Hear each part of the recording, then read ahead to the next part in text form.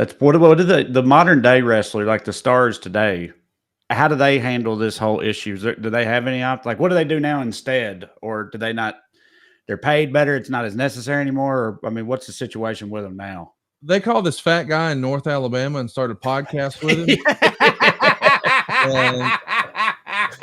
And that's worked more often than not, I'll be honest.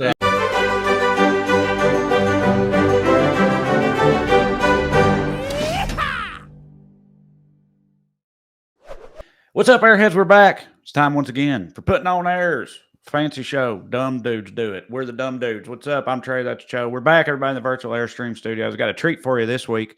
We just finished having a wonderful conversation with the inimitable Conrad Thompson, podcast impresario and just hitter extraordinaire.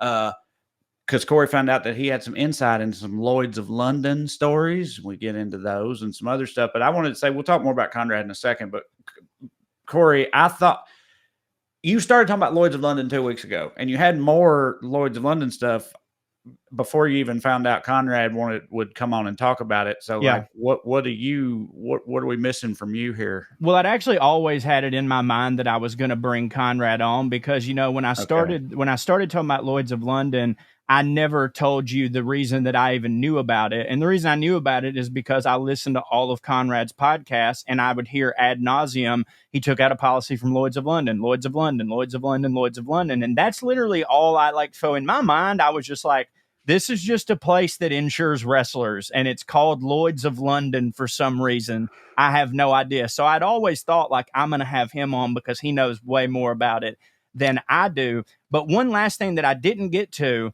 that I thought was interesting. So Lloyds of London, Trey, it starts back in the mid 1800s in a coffee shop, right? And the coffee shop was actually called Lloyd's. It was Lloyd's Coffee Shop. Coffee had taken over England. You know, normally they're a tea drinking people, but on their conquest to all these other places, they discovered coffee and they were like, yeah, oh, raw, this stuff really is, isn't it? So they've got this coffee shop. And this is what I found really interesting. And we sort of touched on it.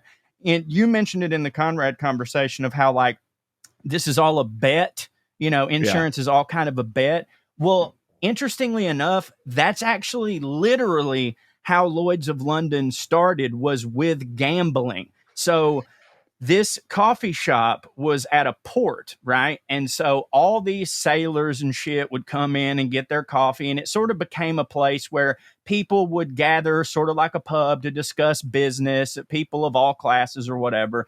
And anyways, there'd be these big ships coming in and dudes would sit there and like they would hear these tales of like, oh yeah, that ship was supposed to be here, but it wrecked in the fucking, you know, whatever.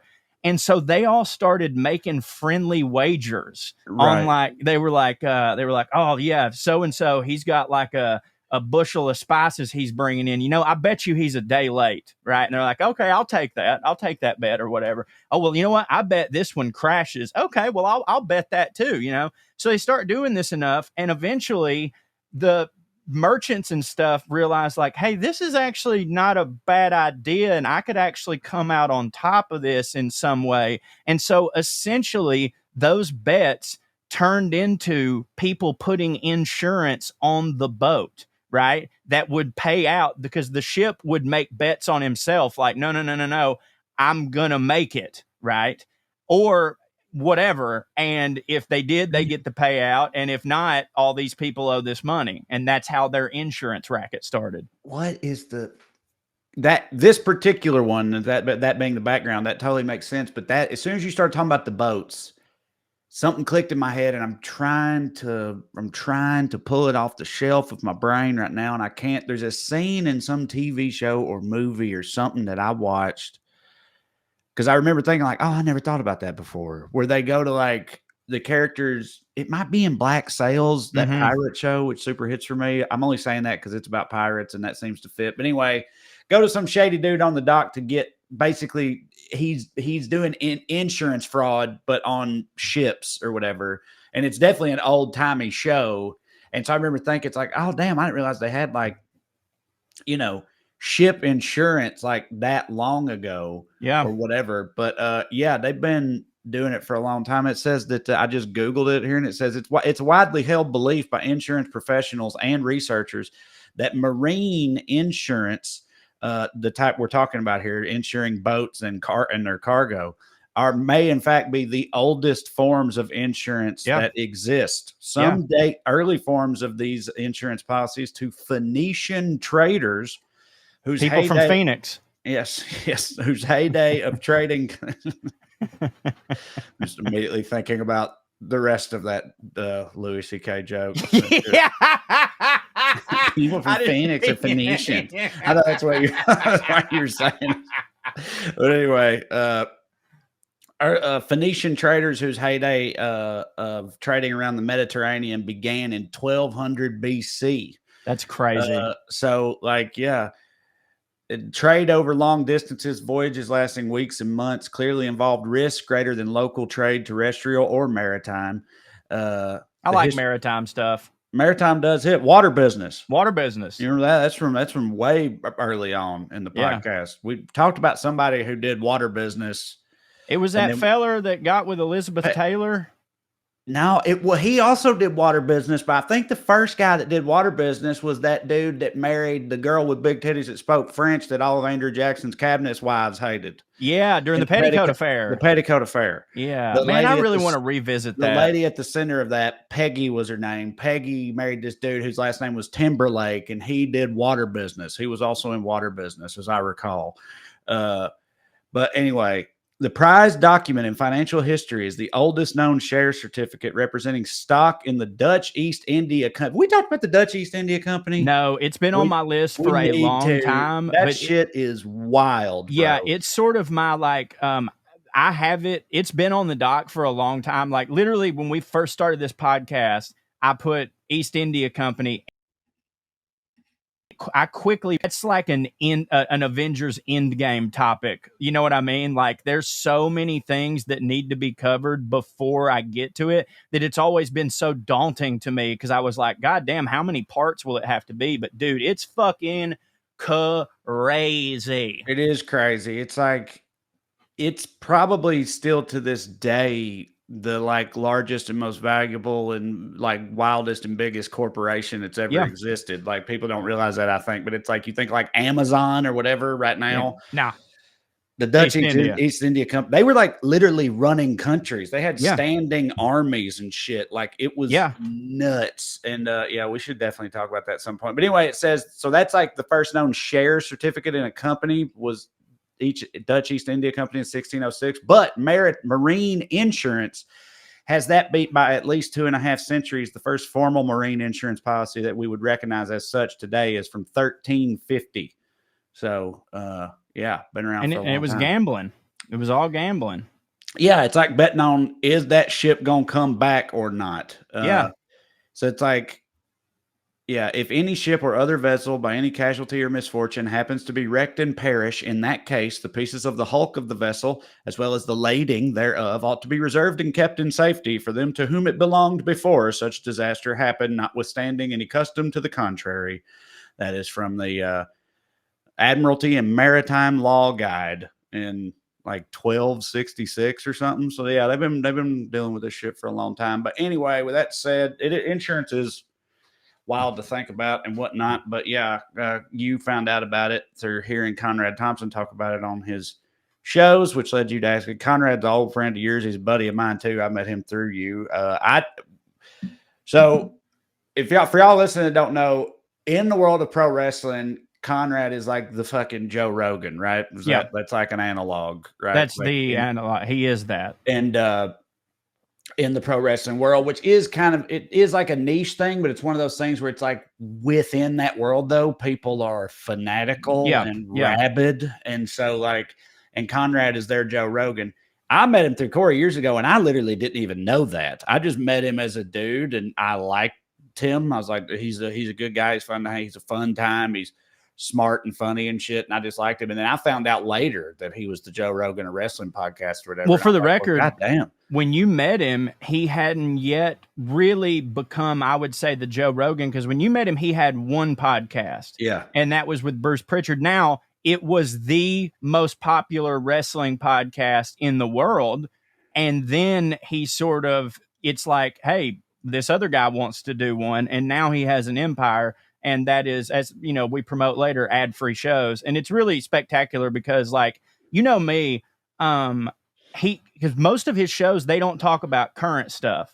And I think that's the kicker there for a lot of people is like every now and then they'll bring up something like so-and-so's doing this or whatever, but it's usually the history of the golden era of wrestling. And it's his co-hosts are people who have been there. You know, Bruce Pritchard lived it. Bruce Pritchard has been Vince McMahon's right-hand man since the 90s, and he was the first podcast Conrad ever did. And it was funny because when I met him, like, Well Read had kind of just started, and we all kind of just, like, everything started taking off, you know, together. Conrad way more successful than we are. But, yeah, and just all-around fucking good dude. Probably he's one of those, like, low-key smartest guy in the room. Yes. You know, I agree completely. He's also, listen, he's incredibly successful, which means he's fucking super loaded and everything, but he does not act like he's a very, very down to earth, humble guy. I've never seen him like flex his power or money in any kind of shitty way at all. He's just a regular dude. I'm a big, big fan of his, like, as a person. I love Conrad to death. But yeah, I do want to say, y'all, so like,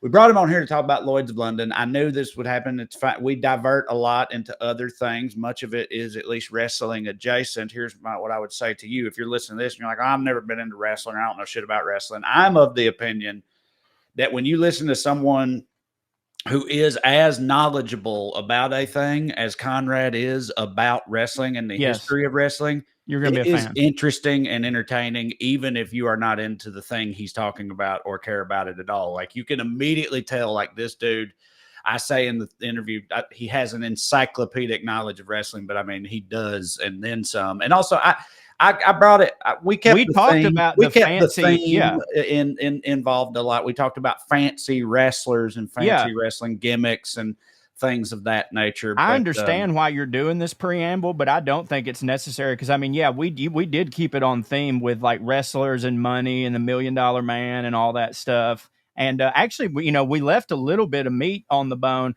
The only reason I didn't want to bring up Ric Flair too much is because that is his father-in-law. Yes. And I know that, I almost asked some Ric Flair questions, but I was thinking that, like, he literally is Ric Flair's son-in-law, and I was like, I don't know at all what their relationship is like or anything, and I don't want to make him uncomfortable. Or I was like, if he brings it up, we'll talk about it. But other than that, not. But the thing is, I would like to say I don't think we're done with Conrad Thompson because I don't know if you know this, but Conrad is also a watch aficionado. He has as much of an encyclopedic knowledge of wrestling as he does about watches. He dropped Patek Philippe at the very end. Yeah. We'd already talked to him for an hour, and he said that, and in my head, I was like, oh, fuck, I want to ask him about watches. But, like, that's a whole new episode. We're out of time because that is, like, super on brand for this show. And as soon as he said that, as soon as he said Patek Philippe, I was like, I bet this motherfucker knows watches like crazy.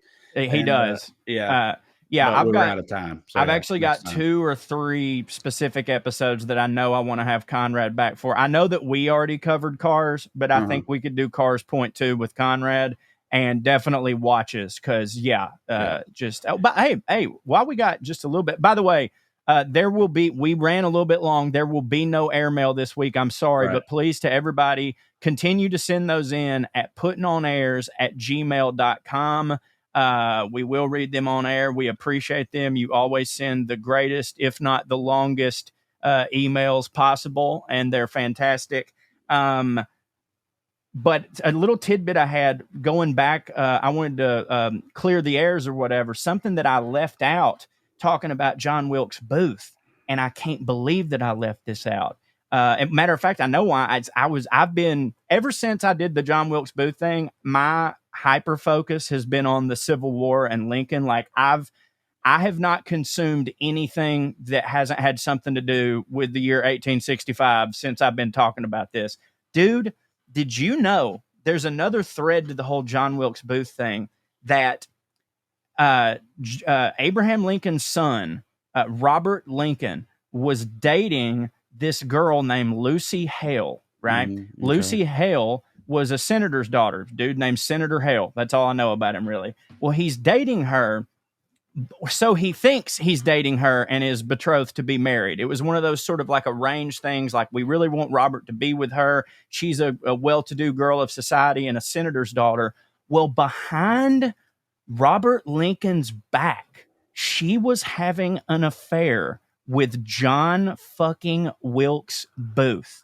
And John Wilkes is crazy. And not only that, but John Wilkes Booth had like allegedly confided in her that, because at the beginning it was not a plot to assassinate the president, it was a plot to kidnap the president. And he had sort of, I don't know, ran this by her, and she sort of was like, whatever, blah blah blah blah blah. But there's a lot of speculation when you go back and read his diaries and you read some of her diaries from around the same time, that she was feeding him information on like the whereabouts of Lincoln and where he was going to be and all this stuff. And she ends up, this all gets found out by Edwin Stanton, right? Yeah. And Edwin Stanton like goes to Senator Hale and is like, we got to talk. And he's like, what? My daughter, fuck you. You get out of my goddamn office. He's like, hey, no, listen, this is a big deal. We're talking about conspiracy to murder the fucking president. We got to talk about this. She goes, oh no, I didn't do any of that. I loved him, Daddy. I loved him. And he's like, yeah, we knew that she had a thing for him, but we forbade it because, back then they treated actors and actresses like prostitutes. Like, that was not a good thing to be. It was more acceptable for John Wilkes Booth. Like, if it was a man, it was like, that's fine, whatever. But they're still all philanderers. So he forbids them to be together. You're going to be with Robert Lincoln or whatever. But she carries on this secret love affair. And basically it's found out like she could have been aiding and abetting him murdering the fucking president. And the reason that they didn't make this public is because Stanton didn't make it public because he didn't want there to be a big stink over the senator, right? And there was some stuff that would have made it appear as if Edwin Stanton maybe knew before it all happened and could have done something about it. So what he did, instead of sending her to the goddamn Montauk prison as he ought have done, he makes her dad the ambassador to Spain, and they just get the fuck out of the country. But she actually, there's also record of Edwin Stanton let her on the ship that was taking John Wilkes Booth's body out to sea to be buried. Yeah, man. And these hoes ain't loyal, right? That's wild. That's like a wild thing to have not come up more often. I feel. I know. I couldn't agree more. And and a lot of the whole like, did she know, is like speculation. But there's some people that are like, dude, there's literally no fucking way. Like, they were bedfellas. Like, they talked. You can compare and contrast the diaries. Like, even after he shot the president, like, she was crying over him. Like, fucking, y'all shot him like a coward. You're fucking assholes. Like, she was very sympathetic to him.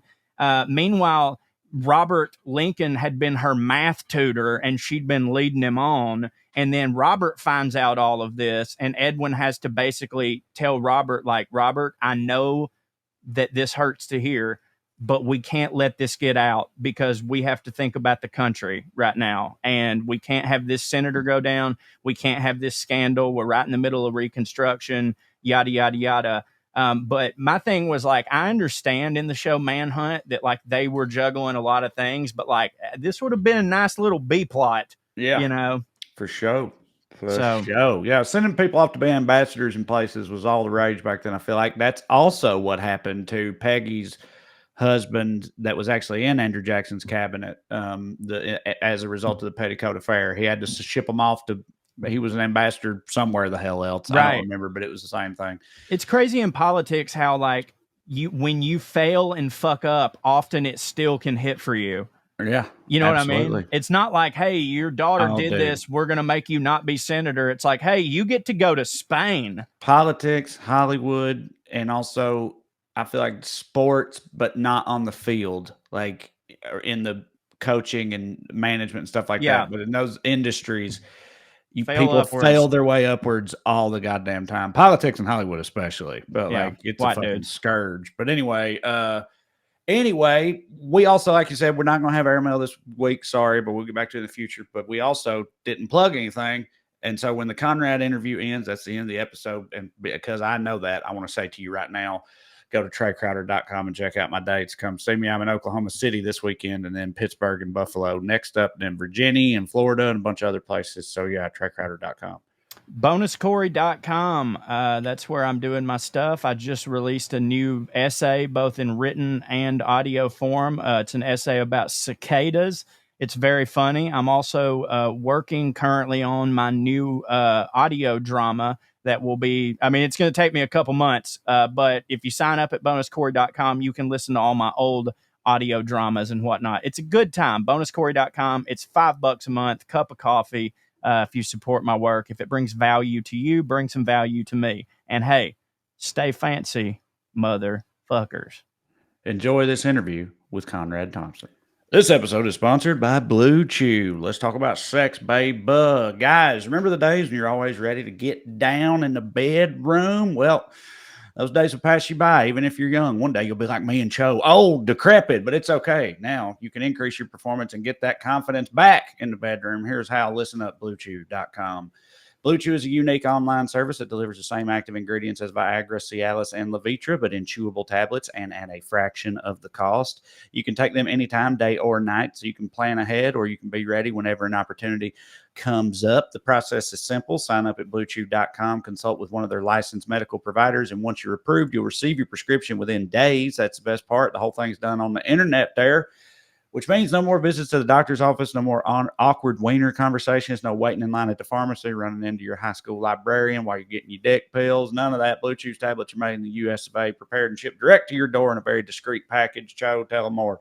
Oh, my God. I love Blue Chew. I've been a devotee of Blue Chew for many years. A lot of people say, Corey, does it work? And I'm like, oh, my God, it makes my dick harder than getting your policy denied by Lloyds of London. You know what I'm saying? When the white envelope shows up, not only me, but my wife knows that it is time to get down 2 Pound Town. Now, my back ain't like it used to be when I was in my 20s, but Blue Chew gives me that extra confidence that I'm going to make up for it in the ding-dong area. You know what I'm saying? And the deal is, I know a lot of you are thinking like, but I don't have any issues down there. Doesn't matter. It's just an extra oomph. You know what I mean? It's like caffeine for your pecker. It's just like a guaranteed that things are going to super hit. And by the way, if you don't like it, you can try it absolutely for free. So not really that big of a deal. Blue Chew wants to help you have better sex. Discover your options at BlueChew.com. Chew it and do it. We've got a special deal for our listeners. Try Blue Chew for free, absolutely for free, when you use our promo code POA at checkout. Just pay $5 shipping.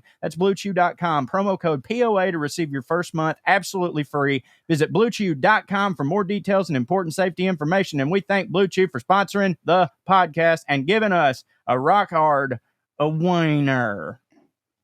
All right, so you will notice we are joined by the illustrious, the inimitable, the Podfather himself. Hey, it's Conrad Thompson. And Trey, here's the thing you didn't know. Remember when we started the conversation on Lloyds of London and I said, you know, Trey, I don't want to tell you why I heard about this company. Like, I just want to talk about them, but I don't want to tell you exactly why it is that they've been on my radar. I'll save that for later. Well, I thought... Are you trying to insure your jowls or something? Your cheeks or something like that? Or? Well, it's just fancy. Right. Popping collars, fancy. What? What are you talking about my jowls? What are you talking about? Yeah, jowls. That's your cheeks, right? Yeah, my cheeks, yeah. Right. I said, are you trying to insure them? Oh, hilarious. You said you were going to tell me later how you found out about Lloyds of London, and I took a guess. Like, are you trying to take out a policy on your squeezable cheeks or something? That's hilarious. I thought you were making a joke at the fact that I had my collar popped. Okay, I did not understand that response. Yeah, well, I thought for some reason when you said insure, my brain went to enshrine. Okay, and like I thought you meant like I was trying to frame my jowls up, but no, this was just a choice because this is a fancy show podcast, and I still kind of dress up for the show. Yeah. You've abandoned that a long time ago. Yes. No, the reason that Lloyds of London was even on my radar to begin with is because I heard it mentioned, ad nauseum by our guest today, Conrad Thompson, because it is apparently the premier insurer of folks in the wrestling business. Do I have that correct, Conrad? Well, it used to be. And like with a lot of other good things, a couple of bad apples spoil the bunch. So I don't think Lloyds of London is super interested in wrestling anymore. But boy, in the 80s and 90s, they sure were. And yeah, a lot of people got paid for some nonsense. Okay. So yeah, like Corey, do they do, is it just like these kind of weird exotic insurance policies that Lloyds of London does? You know what I mean? Like J-Lo getting her butt insured or whatever and stuff like that. Like, were these wrestlers doing that kind of thing, or like something more standard? Like if I get hurt, then That's it. That's what they did. They got their ability to wrestle. So, you know, it was one of those deals where, hey, if I have some sort of an accident, this is, I guess, before the talking duck, this is before Aflac. Mm-hmm. And so you had to just say, hey, if I get injured, because again, in professional wrestling, these guys are not employees. They're just 1099 contractors. So they'd take out their own policy with Lloyds of London. And if for some reason they couldn't wrestle, they were still getting an income. And a lot of times these guys got like big, you know, pretty sizable payouts, and they were able to pay off their house or whatever their debt is and think, I'll just make appearances or what have you. But more often than that, that didn't actually wind up being the case. Why? Because which part? They Lloyds didn't give them the money, or they did give them the money and then they did some crazy shit with it, or what do you mean? They gave them the money and then well, they kept wrestling, you see. Right. And so there's a great example. It's funny because when Corey told me this is what we're going to be talking about, I threw it in my Google machine and I was like, I think all those guys are from Minnesota. And it turns out I was right. The names include Rick Rude. So some of us who grew up in the 80s would remember him as Ravishing Rick Rude. Ravishing Rick Rude. Big winner. Yeah, there you go. Mr. Perfect, Kurt Hennig. The $1 Million Man, Ted DiBiase. Uh-huh. Road Warrior Animal, and Ricky Steamboat. Now, with the exception of Ted DiBiase, all those other cats started their professional wrestling career in Minnesota. So maybe it was something that was like a well-kept secret amongst the Minnesota boys. But Road Warrior Animal is one of my favorite examples. He took a payout like this. I guess we should back up. Road Warrior Animal was one half of the most iconic, biggest draw in the history of tag team wrestling, called the Road Warriors. Loved them. And later, Vince McMahon renamed them the Legion of Doom, so he could own the trademark and the likeness and all that. But there was Road Warrior Hawk, who respectfully was probably the bigger star of the two and had the cooler, more charismatic look, and fans gravitated to him more. And then there was his tag team partner, Animal, who had a cool spider face paint. Yeah, I feel like I was always an Animal guy when I was a kid, go. personally. I didn't know that was rare, or I didn't know that was the less common stance either. But yeah, you were probably a Marty Jannetty fan too. The rest of actually, you know what? I actually did like Marty Jannetty. I'm more of a fan of Marty Jannetty's current work. I like his new stuff. He's never better. Like Christian. Me and a buddy of mine, when we'd play wrestling as kids, like pretend to be, and we'd be the rockers, or whatever. Like I was Marty Jannetty because he hit harder for me. So yeah, you really cut deep with that particular line, Conrad. So Road Warrior Animal takes a look around and realizes, wow, my partner may or may not be a drug addict who I can't find, and he's disappeared. So, my back sure is hurting. Ta-da! He got a giant payout from his Lloyds of London insurance policy, and he was no longer able to wrestle. And then years later, when Hawk sobered up and was on the straight and narrow, and they're trying to put the band back together and make some real money like they had for so many years, Animal was somehow able to work it out where he could still wrestle, but only in tag team matches, because that was less strenuous than a singles match. And when I understood that not only did he try that, but it worked. Mm-hmm. It's the first time I realized, you know what? Wrestling didn't deserve Lloyds of London anymore. If you can think of that and sell it, like, what is the difference between wrestling a wrestling match by yourself and a tag team partner? It's the exact same thing. Right.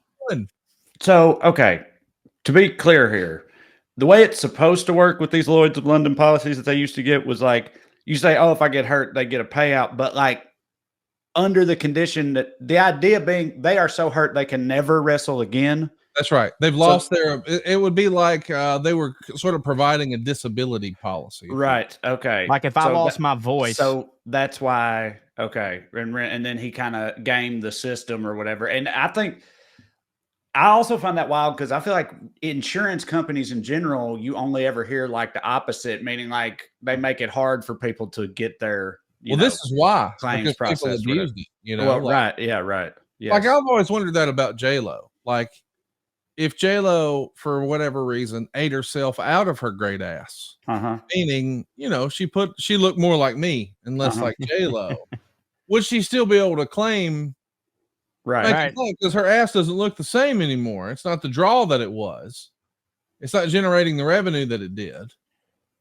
Yeah. I mean, here's my thing with Animal. If I was Lloyds of London and I was underwriting his policy, I would have said, hey man, all you've ever done is hold the tag rope and hold up the side of the ring. You can still paint your face and stand in the corner and do nothing and let Hawk do everything else.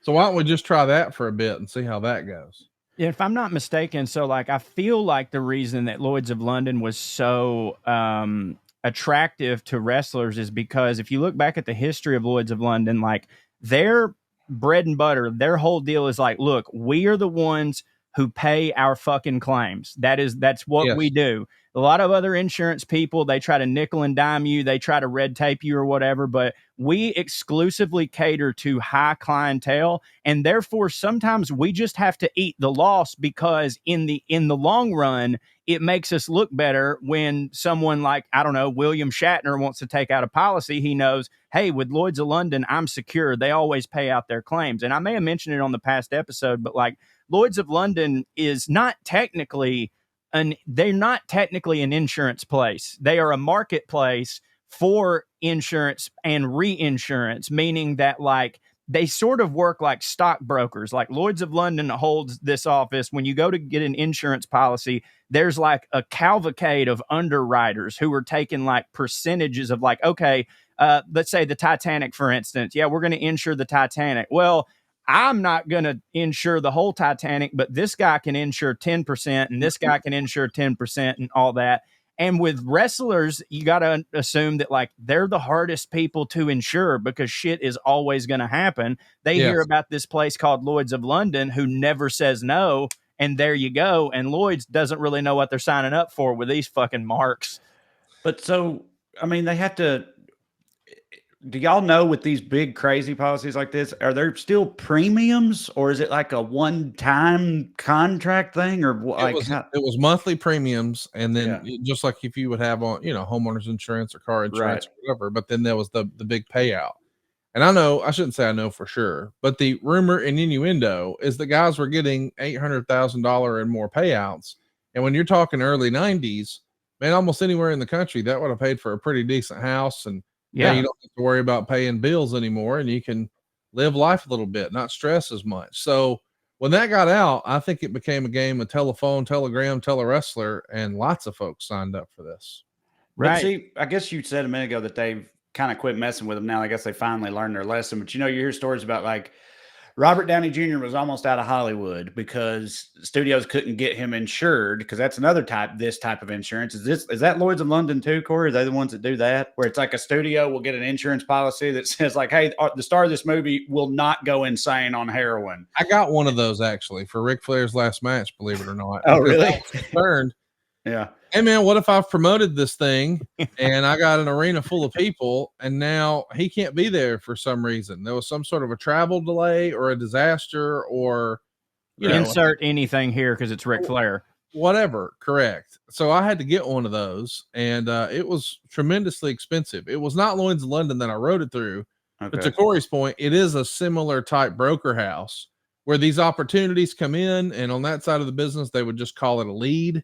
So a lead came in, and then they start to look through their book of business and see, hey, who in our portfolio would be interested in this? And to Corey's point, a lot of those companies work together and sort of defray costs together. Like, I'm not willing to risk 100% of this, but I'll do some and he'll do some. And before you know it, we've got a pretty decent looking policy.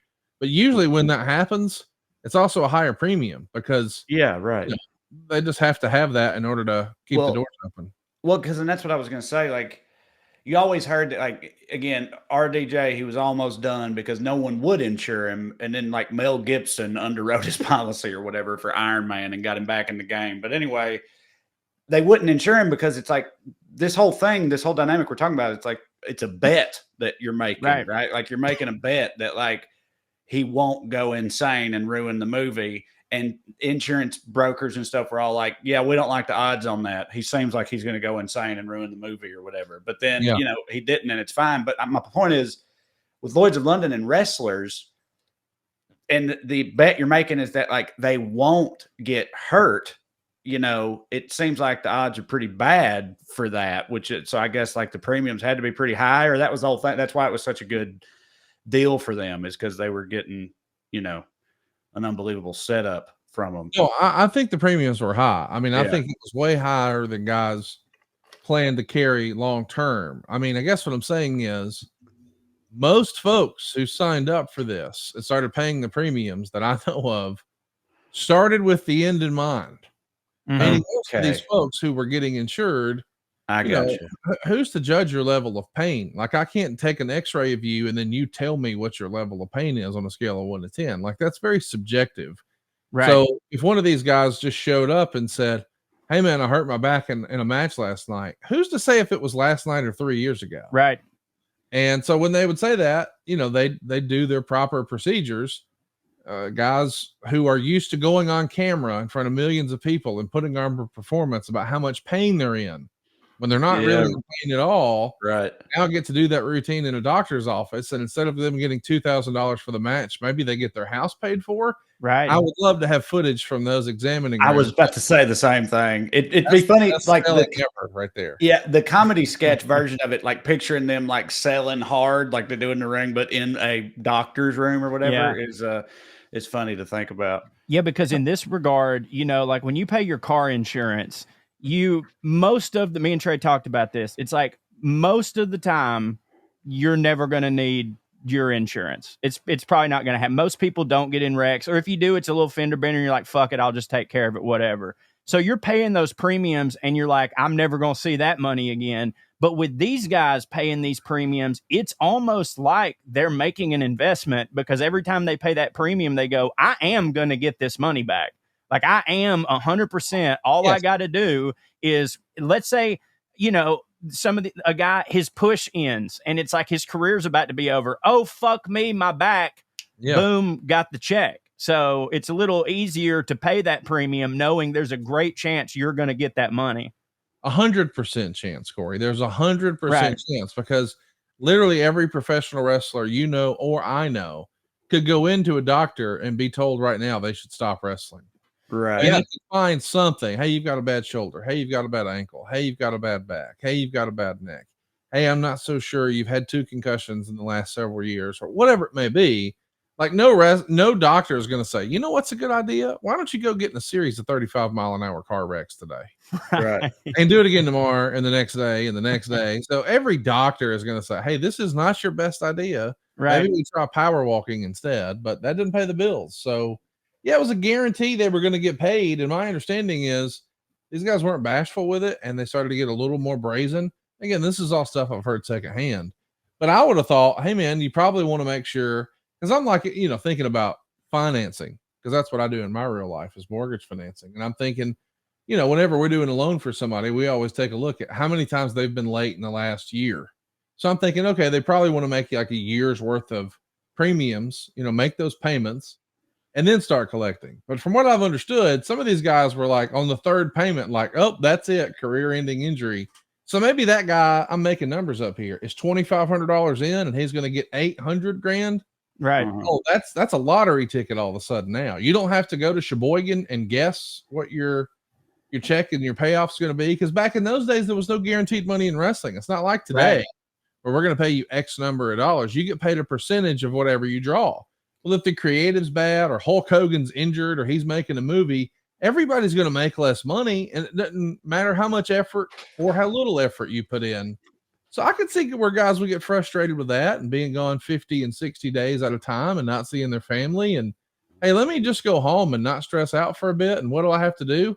Sell one doctor one time? Yep. Let's go. And take this money, pay off the house, invest, live the rest of my life. And, you know, it made more, like back then when the life of a wrestler, and when I say back then, I'm talking about, 70s, 80s, even 90s, because we're talking about a time when the internet doesn't exist. If you're a wrestler and you've trained your whole life to be a wrestler, that is oftentimes, that's all you got. That's the only thing you're ever going to be able to make big money at. Well, if these Lloyds of London policies were still going today, which I know they're not, dude, you could get a guy who, like, he's a great talker, right? He gets into wrestling. He gets one of these Lloyds of London policies. He immediately cashes it in and goes, all right, I'm just going to be a wrestling podcaster now. You know what I'm saying? Like, you just take that big lump sum and it's like, I don't actually have to live the rest of my life on this money. I just get a big payday and I use that to build a studio. And now I'm going to be on Busted Open every week. Yes, you got it. Nailed it. But Conrad, didn't you say though that Lloyds of London, they caught on to this eventually? Oh, and yeah. So like this game is done now. This is no longer an option for them. I think this game's been done for nearly 30 years. Yeah, right. I mean, even guys like Mr. Perfect, who every wrestling fan I know thinks highly of, and man, he was hurt so bad at like SummerSlam 91. You could just see him grimacing as he's dropping the Intercontinental title to Bret Hart. I mean, it's a match that made Bret Hart, but really a lot of people would say Kurt was never the same after. Right. He was legitimately hurt and put on the shelf. So he retired, got the big Lloyds of London payoff, and just became an on-screen talking head. Well, fast forward about 15 months later, and the Ultimate Warrior got busted alongside the British Bulldog for having performance-enhancing drugs delivered at a time when the steroid issue was a real hot button for Vince McMahon. So those guys were fired. And that was one half of the Survivor Series main event. So with the Ultimate Warrior, one of their biggest stars, now out, they needed to have some sort of a big surprise. And the big surprise was that all of a sudden Kurt Hennig was healed and he could wrestle again. Well, what happened was Vince McMahon agreed to pay back the money he had gotten from Lloyds of London. So he could come back. So it was an opportunity for Kurt to start making more money, and he didn't have to pay back the old stuff because Vince was going to take care of that. All right, because I was going to say, yeah, when Lloyd's, they would sue him for their money back, right? If they had evidence that they had been defrauded or whatever. But Vince McMahon, he just covered that. And what I've learned about a lot of these financial crimes like that is, hey, if you can pay the freight, the money back rather than pursue it. Right. Now, of course, when the feds get involved, that's different. I mean, technically what we just laid out is 100% insurance fraud, you pay it back or not. Right. But Lloyds of London also, to Corey's point, was really guarded about their reputation. They didn't want it to be seen as, we'll pay your claim, but then we'll sue you. Right. Yeah. Like we're pulling for your demise. We can't hope that you get better. It should be said, hey, yeah, we were a stopgap for you, and then you found a way to heal yourself, and then you paid us back. That means the insurance was working. But that said, if I was one of those underwriters, I'd be like, we need to look at this wrestling thing a little closer. And on the note of Vince McMahon paying back, the Lloyds of London for Mr. Perfect, I'm certain that probably happened more than once. And the reason I say that is because wrestlers all got a little bit of that Brett Favre venom, where it's like they say they're done and then, well, never say never, we're not done. So I can imagine that there would be at least several cases where a wrestler would legitimately get hurt, take out their Lloyds of London policy, and then a couple years later, they're feeling good and they get the itch back because they missed being a star. And then there they go again wrestling, and now they are in dire straits with Lloyds of London. You nailed it. I mean, that's exactly right. A great example of that is Rick Rude. Rick Rude was a guy who had made a lot of money for Vince McMahon and then jumped ship to Ted Turner's WCW. It was immediately in the title picture and feuding with Ric Flair and having great matches. And then he went over to Japan, and the business is in a lull overall. WCW's down and not profitable. The WWF is down and not profitable. And over in Japan, they put the rings up on a platform so fans could see easier. And outside of the platform, there's the little mats that you would see around a ring. Think of like a gymnasium mat or a gymnastics mat. But that's where the drop-off was. So when Sting, one of the more popular babyface hero WCW wrestlers, dove over the top rope onto Rick Rude. Rick went to catch him like he normally would, but instead of falling into a guardrail or something like that, he fell off the platform, and his back, right in the middle of his back, was on that corner with all of Sting's body weight. He was legitimately hurt. It broke his back, no fooling, in 1994. But fast forward, and he finds himself, on the independents and working for ECW, and then the WWF brings him in on a per night basis. WCW pulls him over, gives him a guaranteed contract, and he started to see guys like Road Warrior Animal. Hey, they're back. They came back after their Lloyds of London. So he went to Eric Bischoff, who was running WCW at the time, and wanted him to pay back the payout he had received from Lloyds of London so he could come back and work. And I guess, as the story goes, Eric ran a P&L on that decision and that investment and decided against it. And Rick Rude carried that to his grave with him. He was mad at Eric Bischoff to the point when Eric tried to attend Rick's funeral, his family turned him around and said, Rick wouldn't have wanted you here. And it was all based around this decision to take the Lloyds of London payout and Eric's unwillingness to pay it back on behalf of Rick. Yeah, that's what do the modern day wrestler, like the stars today, how do they handle this whole issue? Do they have any like what do they do now instead, or do they not? They're paid better. It's not as necessary anymore. Or I mean, what's the situation with them now? They called this fat guy in North Alabama and started podcasts with him. That's worked more often than not. I'll be honest. Yeah. No, I mean, listen, it's a totally different world now. There are guaranteed contracts. I mean, back then, your only guarantee was you were going to get like $1,800 a year and 10 bookings or something. So they could lock you up so you couldn't wrestle anywhere else. But you kind of had to work for that next deal. And that next deal was never guaranteed money. It was just based on a number of dates. And then it was always just a split based on the house. So there were times in WCW where they'd run like Mobile, Alabama, and 300 people would show up. Well, I don't have to tell you guys, renting the Civic Center in Mobile costs a lot more than whatever 300 tickets were. Yes. Yeah. Much less everyone's air and their pay and the insurance and. So these folks were losing money. So they wind up just getting their bare minimum. Now these days, man, it's so inflated. Like your top stars in the business, the top guys in the business right now will make more this year than Ric Flair did in his entire wrestling career combined. Yeah. I don't mean like their best year is better than Rick's. I mean like all of Rick's best years combined are not what, say, a Roman Reigns or a Kenny Omega or any of those guys made. Yeah. When you talk about like the show in Mobile, 300 people show up, what era are you talking about there, like roughly for WCW? Because 91 to 94. Okay. Because I was hugely into WCW and WWF in, the mid to late 90s. Oh, so they were blowing and going then. They were. Yeah, right. $2, $3, $4, $5, $6, $8, $900,000, every time they open the doors, just nonstop sellouts. But WCW lost money. They were started in 88. They lost money. 89 lost money. 90 lost money. 91, 92, 93, 94, all money losers. And this is right after they purchased Jim Crockett Promotions, correct? Ted Turner never made $1 in wrestling until 1995. And then it was less than whatever's in our wallets right now.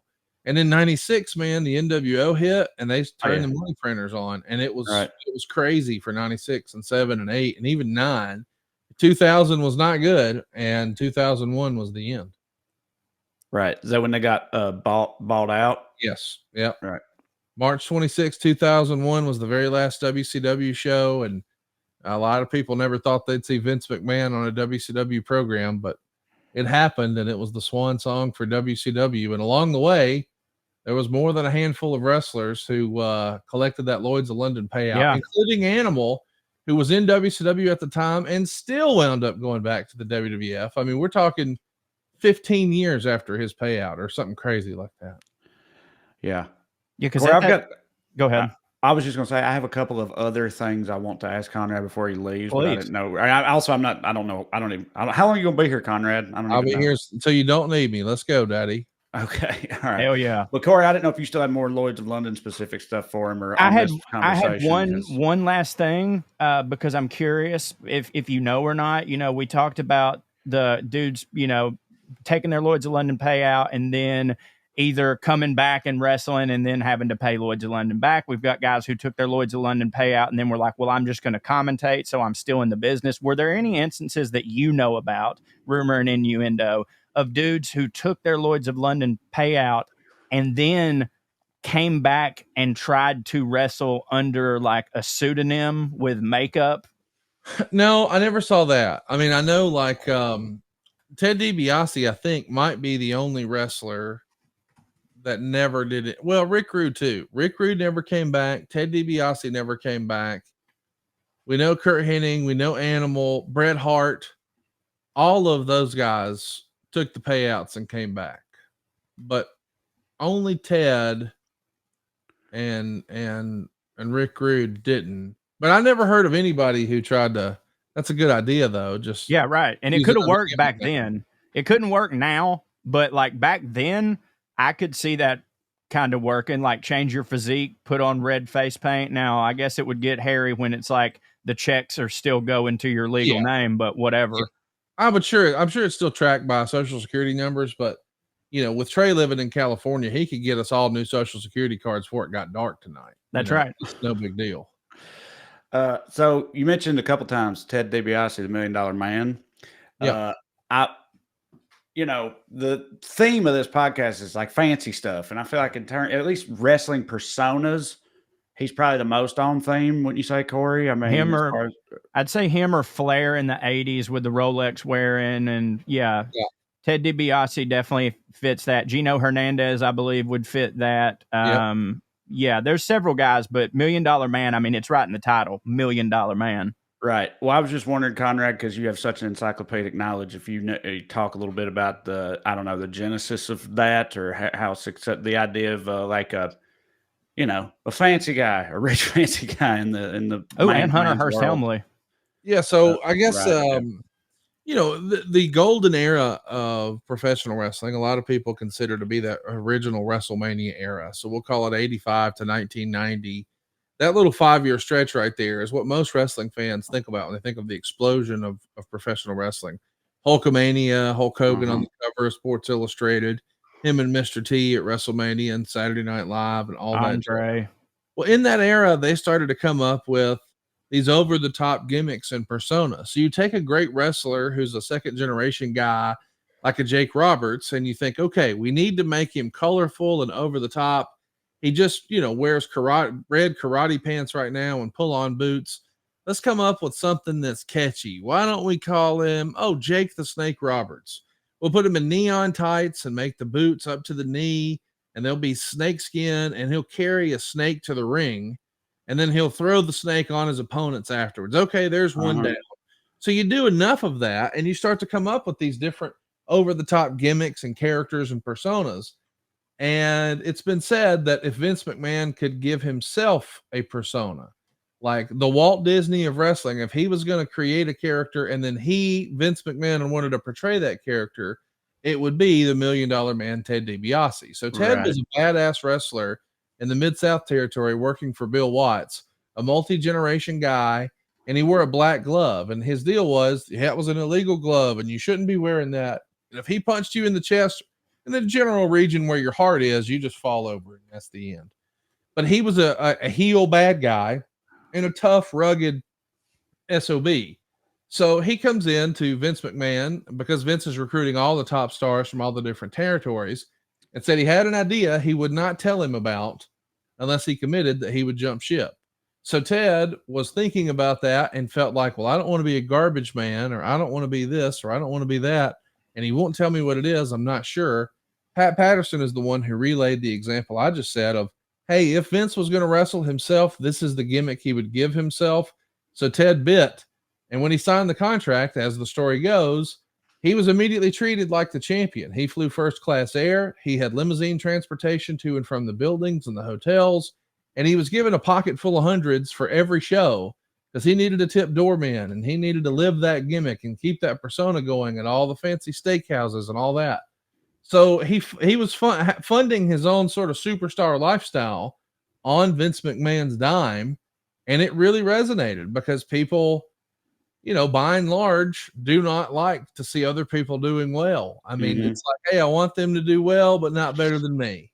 Right. I mean, I've seen people in my real life. Here goes a new fancy car, and I've heard people say, "Oh, I hope they crash that car." Right. Like just pure haterade, negative. But Vince knew that is an emotion, that jealousy is real. And that envy is real. And if I can stir some of that up just by him flaunting his wealth, but then on top of that, he talks down to him too, and he stuffs $100 bills in his opponent's mouths after he beats them. okay, that's pretty cool. And it became probably one of the top and more iconic gimmicks of the era. And most people said that he was supposed to be the world champion. Like that was sort of understood that he was going to be the world champion, but plans change. It never happened. And he created his own $1 million belt, saying, I don't need that belt because I can create my own and it's worth $1 million. And it was simply dollar signs with fake diamonds on it. And as a kid, it was the coolest thing ever. As an adult, I think that's one of the sillier ideas I've ever heard.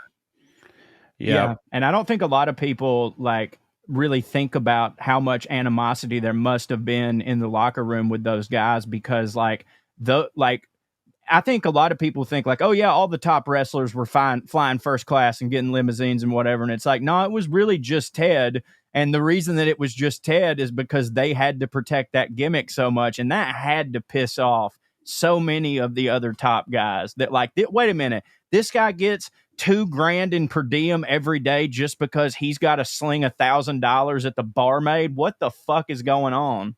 Not just that, but as you said, the airfare is the big thing. I mean, you got to appreciate in this era.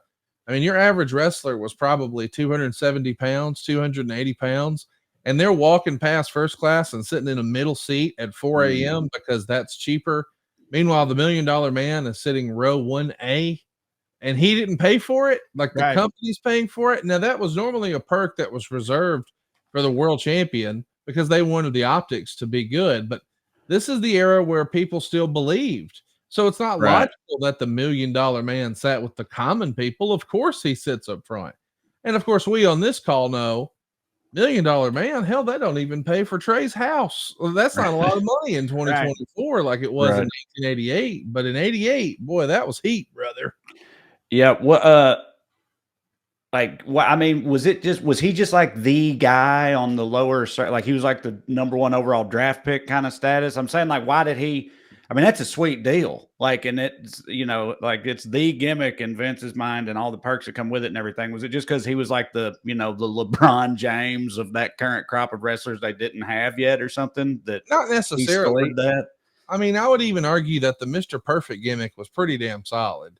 I mean, the idea is I never lose because everything I do is perfect. No one could have pulled it off better than Kurt Hennig. Agree totally. I'm just saying, I think he had all these ideas for these characters, and then he was looking for bodies. And when he looked around, he certainly looked at some of the top territory guys. Like Kurt, we were just talking about, he was the world champion of the Minnesota territory called the AWA. Well, for Bill Watson, Mid-South, the top babyface was the Junkyard Dog. Vince stole him first. And then years later, the top heel was Ted DiBiase. So Vince stole him. But it could have went another way. Like there was at the time, his business was also being courted by Jim Crockett Promotions, who would ultimately buy Mid-South. So there was a really good chance had DiBiase stuck around and not gone with this gimmick for Vince McMahon, that he would have went to the NWA and perhaps been NWA world champion. I mean, he was just as good and just as talented of a wrestler as a Ric Flair. Great promo, strong on the mic, had the size, had the look, had the talk. I think a lot of people think he could have won a world title there, but he probably had a whole heck of a lot more fun with those $100 handshakes in New York. I think another thing that's interesting about, comparing Ted DiBiase, the $1 Million Man, to Ric Flair, because Ric Flair is also a guy whose entire gimmick was, I fly first class, I wear Rolexes, I wear gator boots and all that stuff, but Rick was footing the bill for all of that, correct? Yes. So little bit different. Why? I mean, why? What didn't the same logic apply to Ric Flair that that applied to Ted DiBiase? As far as Rick didn't have Vince, right? Okay, but he didn't have. Rick was going to do that no matter what. Like, that wasn't a gimmick that was given to him. Like the Crockett's and the NWA, they didn't go to Rick and say, we want you to be this millionaire playboy character. That's the character that Rick wanted to do. Like in that era, they often did not go to the performers and say, here's what we're looking for from you as far as your character. Now they might say, hey, you've created this character and we want that character to say this sort of dialogue to Trey. That's different than, hey, all of a sudden now you're a spaceman. Like they did that all the time in the WWF. They didn't do that in the NWA. You came up with your look and your name and your persona and you owned it. and you brought it, and we hope it worked and our fans liked it. And if they do, we'll keep you around. And if not, we'll thank you for your services and part friends. Vince would say, no, I need warm bodies, and I want a warm body to be a spaceman. And I need one to have pet lizards. And I need one to have, he's crazy about bulldogs. And there's another who has a fancy bird. And I mean, as silly as it is, these are all real things. No, yeah. I mean, Vince, you say, it always says that Vince McMahon is, a modern day Walt Disney type. And that's the thing, is that he needed so much everything to be his creation. He wanted his stamp on everything. Whereas in like JCP, it was like, oh, great, we've got all these great performers and this is what they do. And we can use that. That's great. More of that, less of this, whatever. But yeah, like Vince would all but like, just like you said, cast people. Yeah. Yeah, no, you're exactly right. He cast people, and he had these gimmicks, and he had these personas, and he needed someone to fill the role as opposed to someone we thought could be an attraction. And as much as we want to be critical of that, because Lord, I know I am, but I also understand, hey, the difference is Vince owns all that IP. So from a business standpoint, boy, Vince is just a super genius in that regard to own all of that IP, whereas the NWA never did. So to this day, Ted DiBiase can't call himself the $1 Million Man. Right. He's Ted DiBiase. And that was actually a conversation, of course, you guys know, when The Rock went back to WWE, he got that persona back because so many people knew him as The Rock. Very few people knew him as Dwayne Johnson. He had to try to build the name Dwayne Johnson, but now after all these years, he finally owns the name Rock. Vince was onto something way before anybody else in that space. He still owns John Cena, correct? John Cena's his real name. Yeah, but Vince owns it. Well, I mean, I heard him say that on Stern. I believe that, he would say in a wrestling practice, but I also know that can't be right. I mean, it's my name, man. That's true. I was going to say, I've heard that come up before somehow. You can't do that with a person's actual given name. I guess, like you said, in like a wrestling capacity or something, but you can't own another person's actual name. That's kind of wild it's kind of wild then that he let him wrestle as John Cena, now that I think about it, because he usually didn't let people do that. Like, you go in with this, if you have your name, he's like, no, I got to change it because then I have to have the trademark on that name. It tells you that he didn't have big plans for him, respectfully. Wow. Yeah, that's a good point. I mean, why else would you let him do that? The only other example where they had made their name and they got to keep it, or the biggest example, is Ric Flair. Right. But the only reason you would pay Ric Flair and bring in Ric Flair is to say you got Ric Flair. You don't want to pay Ric Flair money for not Ric Flair as a draw. But John Cena, he was just a guy. Right. And so they send him out there in just plain trunks to slap Kurt Angle and get going. But he was supposed to just be a warm body, and he exceeded all expectations. And I think by the time he got hot, it was like, well, it's not broke, don't fix it. But I'm sure if Vince had it to do over again, it would be like Stone Cold, because when Steve Austin starts working for Vince McMahon next year in his new startup, he won't be able to be called Stone Cold, but he'll still be Steve Austin. He was Steve Austin before. Right. They'll come up with something else and maybe get an ice cream sponsorship and let Mike Tyson call him Cold Stone. I don't know. Yeah. So, hold on. You're talking about a new startup with Vince? Yeah. That'll happen next year. Are you serious? Yeah. So I'd saw rumor and innuendo, but I thought it was bogus. Yeah, everybody's making fun of me for saying it right now. Well, go on, please. I'm just speculating. I'm just saying you don't hire an $11,000 PR firm in case you're going to go private. I mean, you're not going to go quietly into the night. Like, he's still battling it. He's still fighting it. This lawsuit is going to be It's going to go to arbitration. Even WWE is trying to compel that argument that this should be settled in arbitration. So it'll go away quietly by the end of summer. And then he'll go on a mea culpa PR tour and do all the appearances and kiss some babies and shake some hands and write some checks. And I think he'll announce his new company in January, and it'll happen the week of WrestleMania next year. I don't have any inside information. I'm just saying, wow, it makes a lot of sense. Austin ain't going back to WWE. I don't think John Cena's under contract. As we understand, Vince was just in Saudi Arabia not too terribly long ago and said, this is our home. If I'm the Saudis and I'm paying Tyson Fury $100 million or something stupid to fight, I think I could come up with some pretty serious scratch for John Cena and Stone Cold. I think those guys. So the Saudis are fixing to do the wrestling version of Little like dolls. LIV and the shit. Yeah, they're doing that wrestling. Yeah, I could buy that. That's been a whole movement for people call it sports washing or whatever what they're trying to do. But yeah, they're so I mean, hell, that I made all that up, and I have no inside information. Right. But I am saying, like, take a look at who's left WWE from a management standpoint, and you just start saying, now, if I made that much money, would I just up and quit without having another job somewhere else? Well, let's check the LinkedIn. Where's that fellow working today? Oh, he hadn't announced anything. So there's a world in your brain where Vince McMahon has another wrestling company and it is not WWE. You'll be watching it by this time next year. And do you think, because I mean, look, say what you will about the guy, and I'm definitely not going to defend him as a human being. That's not what I'm coming here to do. Correct. But with his hubris, because we know that there's probably, you look up the word hubris in the dictionary, there's a picture of Vince McMahon. This guy strutting. He can't do any wrong. I mean, his entire life has been, I can do no wrong. And like when you look at what he did for wrestling, the takeover, like I understand where your brain gets that way. It's like, goddamn, what can I do? Now, granted, that type of attitude obviously manifests itself into some very dark arenas that we won't get into. But like, do you think in his mind he thinks I can beat the WWE? Who do you know who would have done the XFL the second time? Right. Right. Like I get the first time, you're like, you know what? If we get 10% of the NFL, that's pretty good. But it fails miserably, and you lose tens of men. I mean, just burn out in the most dramatic, glorious flame.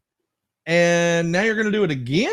Like, this guy's coming back, man. It's no one's told me anything. I have no inside knowledge, but I'm going to stand on that it makes more sense than him spending all this money to just quietly retire. What have we ever heard about Vince that makes us think he wants to be on his yacht all the time? No, nothing. I mean, I think we all assumed, first off, I think we all assumed there would never be a day when Vince McMahon wasn't in WWE. Like you understand why he's not. It's a good thing that he's not. It's a very good thing that he's not. But you never thought it. And like, even when it happened, even with all the allegations and stuff, I still was like, I can't believe I lived long enough to see this. 'Cause I just assumed that, he would die backstage and in his honor, the show would keep going on because that's how he would want it. You know, he would fall in the middle of the ring, cutting some sort of promo, and they would just sort of wrestle around him. But the dudes like that, if he stops working, he will die. You know, it's like Bear Bryant. It's like Paterno. It's like all that shit. Like he ain't needed the motherfucking money since 98. You know what I mean? So it ain't about that.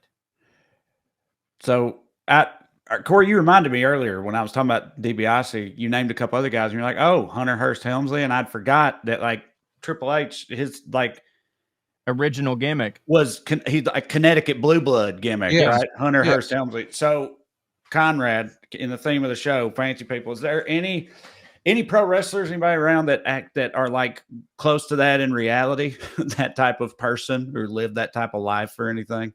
You know, I mean, the only people who really live that kind of life were, that I know of in the wrestling space are Stephanie and Shane McMahon, and of course Tony Khan. I mean, Tony Khan was born a billionaire. Like, that's a heck of a sentence. And he's a great guy. He's well adjusted. He's not what people think he is, but I mean, the conversations and things that all of us listening to this would think about never even crossed his mind, and God bless him for it. But he doesn't carry himself, like and so for people listening, Tony Khan, he owns and runs AEW, right? And the Jaguars. And I thought his dad owns the Jaguars, right? But I think his dad owns it all, but he owns whatever his dad, he's the face. Yeah. Well, I thought his dad's name's Shad, isn't it? Or is that wrong? Yes. Yeah. I think it doesn't matter. I thought that his dad was the Jaguars dude. I didn't know that I knew Tony had the wrestling thing, but I didn't know he was also running the Jags too. Tony does the Jags, the Fulham Football Club, and AEW. But AEW is his biggest passion for sure. But I mean, think about that as a kid. If you were to go back and talk to 12-year-old any of us, hey, how would you like to own your own wrestling league and an NFL football team? Oh God. What? That's the craziest sentence of all time. Yeah, that's why whenever he gets any criticism, which obviously he deserves criticism when you're running a company and you're in the public eye, you deserve your fair share of criticism. But like, I try to get across to people, I'm like, you guys don't understand. Like, this guy, the reason that Tony Khan books the way that he does is because if he has AEW for 50 years and it continues to lose money for all 50 years, it will not affect him any. You don't understand how much money these people have. Like, you can't quantify, you can't wrap your brain around how much money they have. And this is a guy who when we were kids, we got the fake little toy wrestling thing and we got our wrestlers and we fantasy book stuff. Well, imagine having a checkbook and just being able to do that in real life. Well, you're going to do that. And that's, I don't know. I think he's overall good for the business because he loves it. He likes it. You know what I mean? He's a fan. Yeah. So what Triple H in real life, what was his deal? How did he come? We're like, grew up working class and was a super wrestling fan in the New Hampshire area, and went to learn how to wrestle with Killer Kowalski back in the old school days before everything was as open as it was, and got enough traction on the independents to get a look for WCW and did a tryout there and got signed as Jean-Paul Levesque. Realized very quickly they didn't really know what to do with him, and he was still young, and all the veterans in the business were saying, hey, if you want to be a star, go with your gut, go work for Vince, which is the product and company that he had grown up watching as a fan anyway. So he started around WrestleMania 11 and, quickly met Shawn Michaels and Diesel and Razor and 1-2-3 Kid and jumped in the car with them. And he became successful learning in the car from these guys who had been there and done that. And a year later was actually on the WrestleMania card in a squash match against the Ultimate Warrior. But the following year was more at the Intercontinental level. And 2 years after that, he was like in the world title conversation. So it was a pretty awesome decision to move to the WWF. Had he hung around WCW, it's hard to imagine he would have enjoyed any of the success he did or met his wife. Right. And but he grew up in New England, so like he was like exposed to dudes like that, like in real life, those like blue blood types. He saw those guys around, and that was a Vince idea. That's not an idea that Hunter came up with. Yeah, okay. I mean, he Jean-Paul Levesque was supposed to be, this British royalty. That's what he was sort of going for, like a Lord Steven Regal. But when he came over, of course, Vince didn't want anything to do with the WCW gimmick. So he thought, hey, there's a bunch of snobby assholes in Greenwich. So we'll call him the Greenwich, he hails from Greenwich, Connecticut. Connecticut blue blood, blah, blah, blah. But that's even what they did with the $1 Million Man a generation before, like you were saying. When he had the $1 Million belt made, he went to Betteridge Jewelers in Greenwich, Connecticut, and they showed the store and talked about it and talked about the Patek Philippe watches that they sold and all that jazz. So, yeah, they were leaning into it with both the $1 Million Man and Hunter Hearst Helmsley. Why do you think the Hunter Hearst Helmsley gimmick didn't really get over? Because, like, to me, like looking back, I'm like, I thought it was great. I liked it. And I don't, as a much more casual fan, I mean, I was into the shit at the time, but overall now a casual person, like I said, I didn't even remember. Of course I know Triple H, he was iconic or whatever, but I didn't even remember that was the gimmick until you said it a minute ago. And I was like, oh, that's right. That was the whole thing. I remember him, but I had forgotten that part of it. Or, I just remembered him as being Triple H and, that whole thing. Yeah, I don't think that a lot of the audience could really identify with that. Like, sure. I mean, just respectfully, I think there was a large crossover once upon a time with like NASCAR fans and professional wrestling. Yes. And if you were to ask anybody at any NASCAR race, hey, describe a Connecticut blue blood, I just think most of them would say, what the hell did you just say? Right. Like, Connecticut blue. Where is Greenwich? I mean, right. So it's like, it's a different thing. I just don't think the awareness was there. And I think if you lived in that area, if you're from New York or New Jersey or what have you, then, oh yeah, we know about that. But man, do folks in Talladega know what the hell Greenwich is? Probably not. I guess I just thought like, those people would still love seeing that guy get his ass whipped, but you're correct in the sense that like they just didn't really understand and relate to him because like flash forward just a little bit, you've got the Mr. McMahon character who is, not dissimilar, pompous, rich fuck. And he gets over like Rover, but I guess it's because everyone could relate to him because he's just the boss. You know what I mean? Like if he would have had rich guy hobbies and we saw that. So like if he starts wrestling in his yacht outfit or he takes off his fencing gear, you know, now we get it and we're like, oh yeah, screw that guy. Or if every time we see him, he's telling us about his new Chevy Suburban, he's got a new model again or whatever. Yeah. Right. Just regular folks like, why are they doing that, man? Why did he go get the bass boat new every year with 50 horsepower more than last year? That's more relatable, I think, to wrestling fans than, hey, I wear a cape like a vampire. Yes. I'm rich and I curtsy. You're so right. I mean, it's like I said, I mean, I was a little trash trailer baby at the time. And like I said, I don't even know that I really picked up on it then. Like, you know, like I said, it was just a guy who was there and that was his name. Right. Yeah, exactly. But, okay, one of the things I have to ask you about, because we're definitely not going to keep you, we're at like 52 minutes. We're going to let you go at an hour for sure. But I've got to know what you think about the Micro Wrestling Foundation, the Little People Wrestlers, because I see them on Instagram all the time. They're out there promoting the shit out of it. Corey sent me this clip of their CEO talking about like all the work he puts in. I'm sure he does, but he's talking like he's Vince McMahon or he's like this captain of industry or whatever. He's like, I work 28 hours a day, no stop, never sleep, got put blood, sweat, and tears, heart and soul into this thing and all this, whatever. And it's just, and he's talking about running a dwarf wrestling league or whatever. So the whole thing is kind of fascinating to me. You're a wrestling impresario. What do you think about all that? I think if I was going to own a wrestling business, I'd be more apt to own that one than any other wrestling federation. Yeah. Because it connects with non-wrestling fans. Like to go to a traditional wrestling show, you have to pretty much be a wrestling fan or you think, boy, this is terrible. This is the worst thing I've ever seen. But I could take any of my drunk friends. Yeah. Give them 6 beers and be like, hey, we're going to go watch little person wrestling. They're in. They can't get in the car fast. Of course. Oh, dude. And then some of them little sumbitches, they got some serious moves, dog. The clips I've seen, they can sling it around now. It's pretty good. I think if anything, I'm not even saying this to be funny, and I realize people are going to think I'm being funny here, but I think if anything, they've gotten a raw deal. Like when I first started watching wrestling, they would have these wrestling posters around town and it would promote all the different stars and all the matches. And then at the bottom, and this isn't a word people use anymore, but it would say plus midgets and girls matches or ladies matches. And now we don't have little person wrestling at all. And we've decided, well, that's not cool and they shouldn't do that. And that's poking fun and that's discrimination. You can't do that. And I get that. But we got more ladies matches than ever before. Yeah. Right. We used to say the same thing there. We just got better.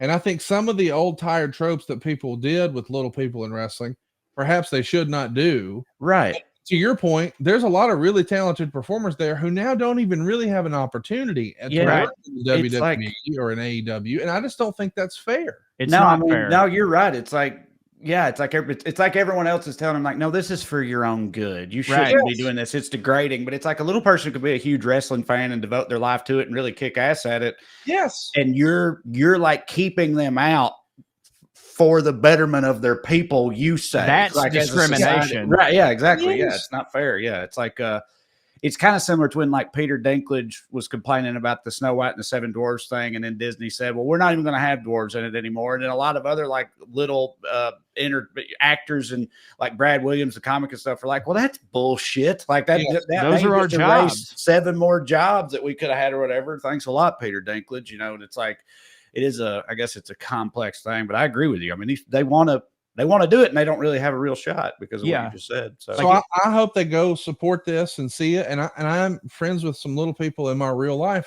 who are totally opposed and offended and say that's horrible. And I can't believe you would support that, Conrad. And my argument is, hey man, this guy grew up a wrestling fan his whole life. Right. Why can't he do it? Years of his life to do it. And TNA won't hire him. The NWA won't hire him. AEW won't hire him. WWE won't hire him.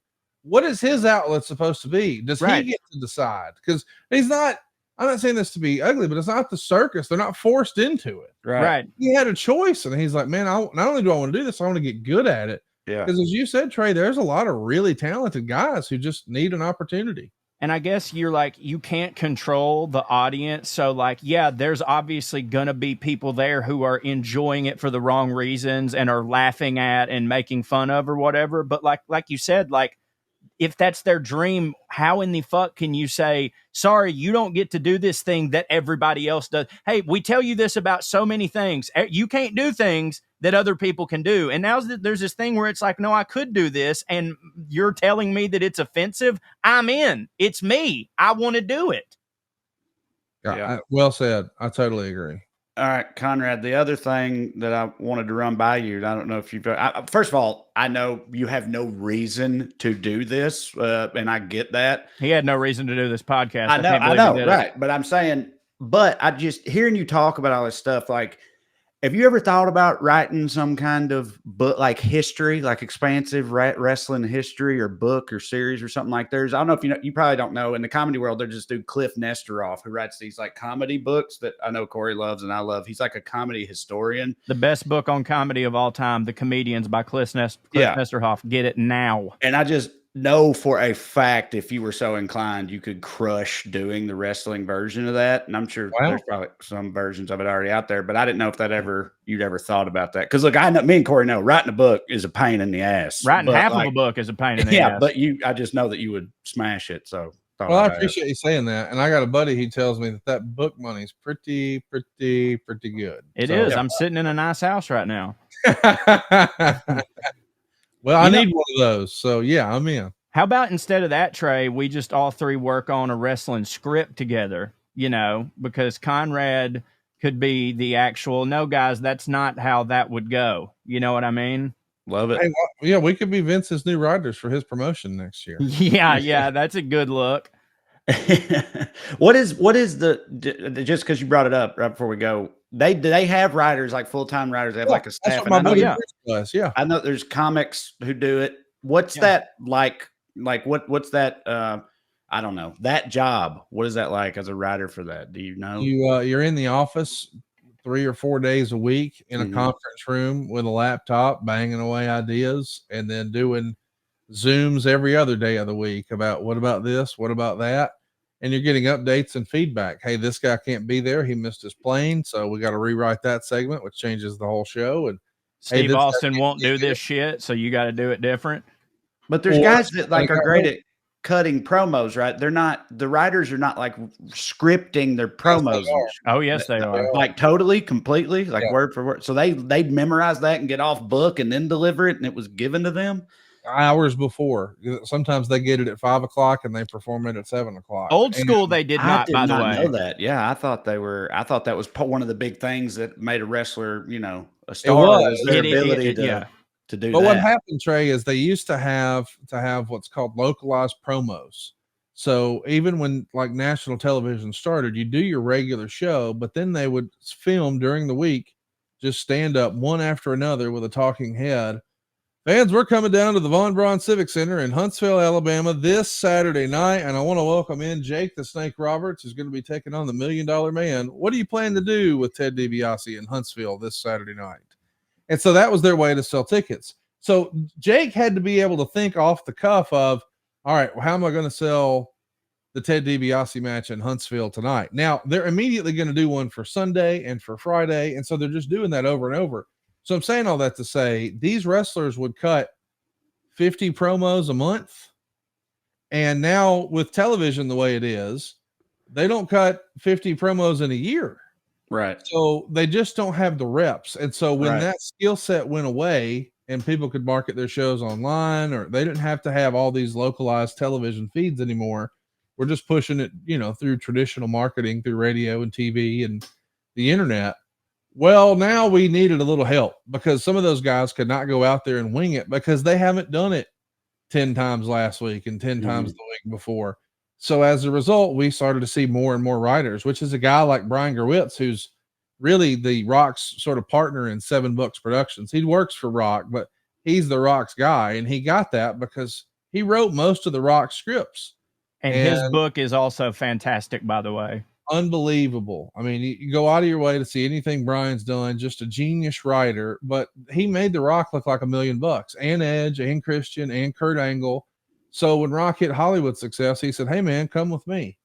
And he no longer had to be, under the spell of Vince McMahon and his sort of crazy stories that we've all heard about through the years of working with Vince and his idiosyncrasies and weird tendencies and all that. He's happy now, is what Conrad's saying. There you go. He's no longer in chaos. He's happy. Yeah. Yes. Yeah. Yeah. All right. Well, buddy, we appreciate you. Please plug all your stuff because you got so much going on. Well, in my real life, I like helping people save money. You can do that at savewithconrad.com. If you're thinking about adding on or refinancing or buying a house or what have you, I can hook you up at savewithconrad.com. And in my real life, I talk a lot of wrestling 5 days a week over at adfreeshows.com. And you can find out about all of my shows on Twitter. I guess it's X now at Hey, it's Conrad Thompson. And I actually have a show on ad-free shows. It's Rebels Happy Hour every other Sunday. So you should check that out. But yeah, adfreeshows.com. If you are any type of wrestling fan, I cannot stress enough how much value you get out of adfreeshows.com. It's honestly overwhelming. You're not going to be able to catch up. Like, it's just a new drop every day. It's completely different perspectives. It is amazing from some of the best minds in the business. And I consider Conrad at the tippy top of that. How could you not? How could you not? Well, thank you, fellows. I appreciate that. Thanks for all the love. I love talking to you and hanging out with you every time, buddy. I'm glad you did it. It was good to see you. Come hang out with us common folk in Alabama again sometime. We'll have fun. I can't wait. I will. Love you, buddy. Love you guys. Thank y'all. Here's Lydia Loveless. 1, 2, 3, 4, 1, 2, 3, 4. Royalty and rednecks are alike. They both like cutting and picking fights. Biscuits and baked beans where they don't belong. Sit on down with Corey and Trey and learn some fancy shit today. We'll laugh a little even when they're wrong. They'll take you to a magical place where if you call someone a cunt, nobody cares. They keep it debonair at Puttin On Airs. Puttin On Airs. Puttin On Airs.